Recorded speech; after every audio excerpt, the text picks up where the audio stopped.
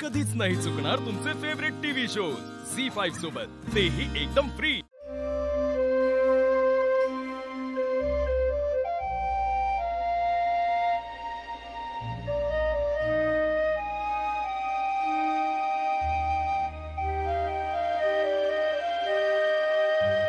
आशू, बाहेर काय करतोय?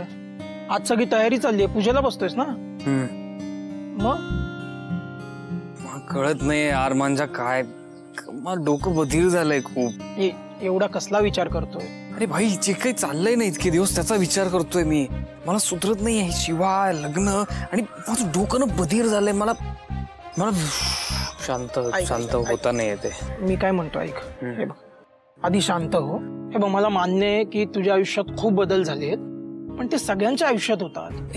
हे असे बदल प्रत्येकाच्या आयुष्यात होत नाहीत मांजा। हे जे काही बदल आहेत ना ते खूप ड्रास्टिक आहेत। गेल्या 3-4 दिवसात जे काही झालंय त्यांनी माझं आयुष्य अपसाइड डाऊन झालंय पूर्ण।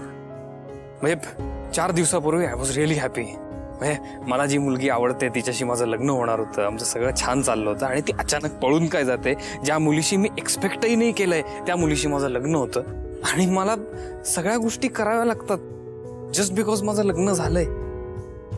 तिने काल वटपौर्णिमेचा व्रत ठेवला होता। आज सत्यनारायणाची पूजा आहे, ते 7 जन्माचा प्रॉमिस वगैरे सगळं झालंय करून मला सुधरत नाही काय चाललंय।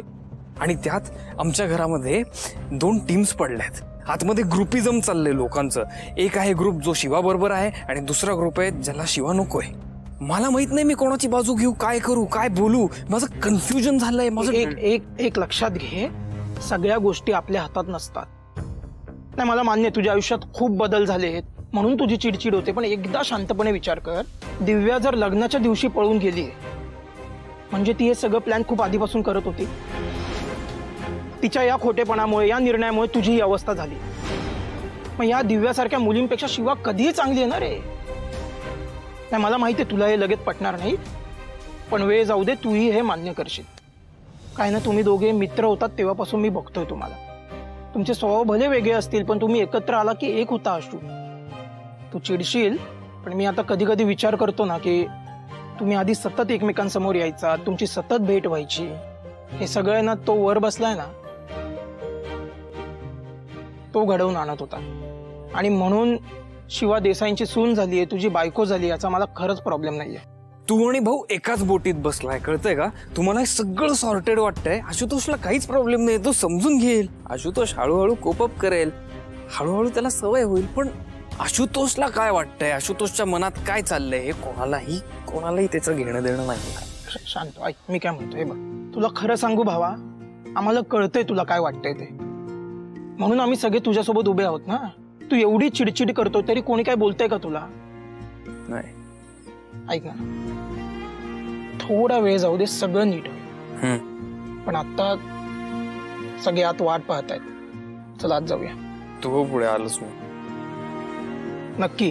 हो। आणि हे असा चेहरा घेऊन येऊ नको, मूड चांगला कर।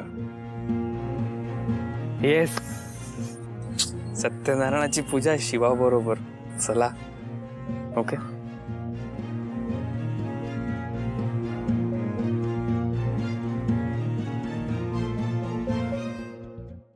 झी5 ॲप डाउनलोड करा आणि पहा सर्व एपिसोड्स एकदम फ्री।